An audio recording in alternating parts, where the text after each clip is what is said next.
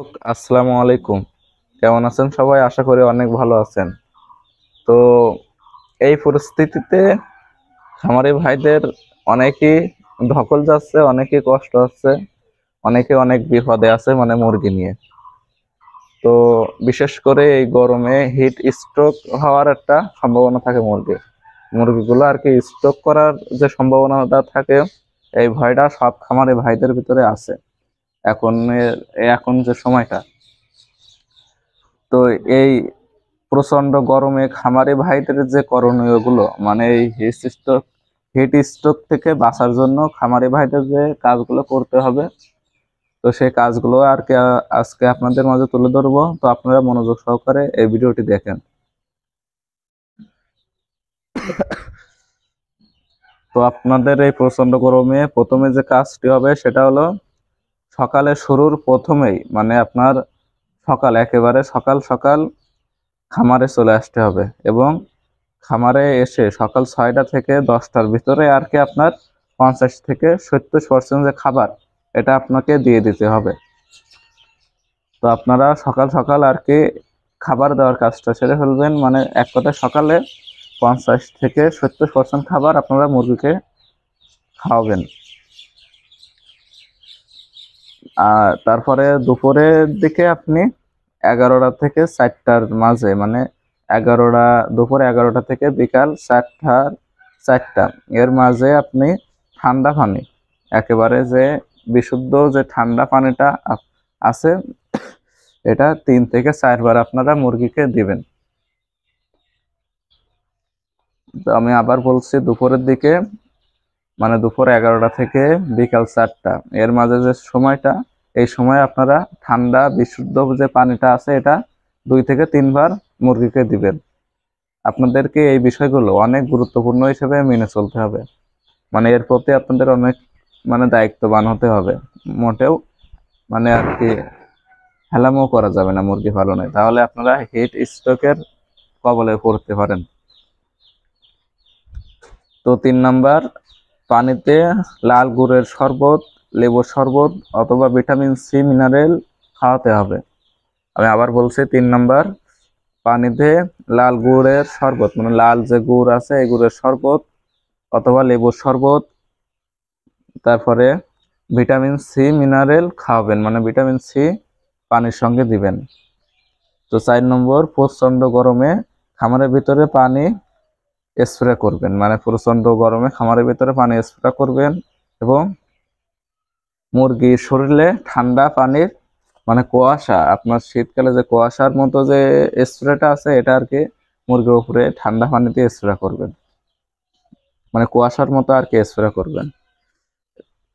এখন 5 নাম্বার, টিনের চাল যাদের, টিনের চালে পানি ছিটিয়ে দিতে হবে। আর সম্ভব হলে ছালা অথবা চট টিনের উপর দিয়ে তাতে পানি দিতে হবে, যাতে টিনটা আপনার অনেকক্ষণ ঠান্ডা থাকে। এবং 6 নাম্বার, ফ্যানের ব্যবস্থা করতে হবে। আপনার খামারে যথেষ্ট পরিমাণ ফ্যানের ব্যবস্থা করবেন এবং কারেন্ট না থাকলে, বিদ্যুৎ না থাকলে যাতে ফ্যান চলে সেই ব্যবস্থাটাও আপনারা করবেন। প্রয়োজন হলে আপনার পর্যাপ্ত পরিমাণ মুরগি থাকলে প্রয়োজনে জেনারেটর কিনবেন। তারপরও আপনার খামারে ফ্যানের ব্যবস্থাটা করা লাগবে প্রচন্ড গরমে। তো 7 নম্বর, যেটা খামারে যাতে প্রচুর ন্যাচারাল বাতাস ঢোকে সে বিষয়ে আপনাদেরকে খেয়াল রাখতে হবে। তো আপনারা সেক্ষেত্রে খামারের চারিপাশ, আপনারা আমার পিছনে দেখতে পাচ্ছেন আমার খামারের চারিপাশ আর কি খোলা। তো আপনারাও খামারে সবসময় যাতে ন্যাচারাল যে প্রকৃতির যে বাতাসটা আছে এই বাতাসটা খামারে ঢুকতে পারে সেই বিষয়ে খেয়াল রাখবেন।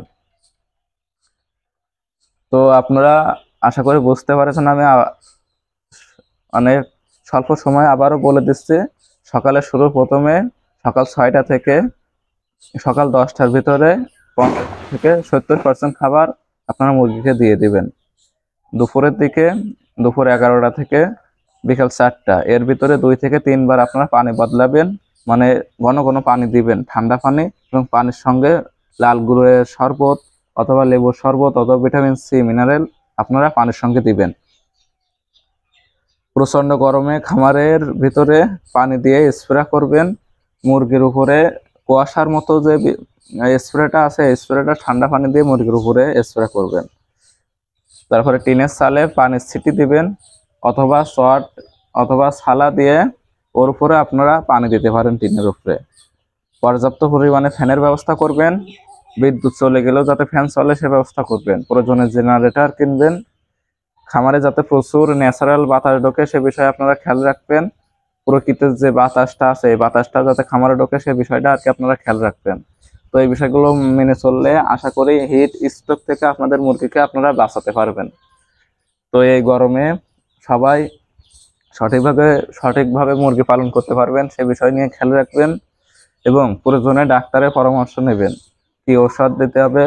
তারপরে আপনারা স্যালাইন খাওয়াতে পারেন পানির সঙ্গে গরমে।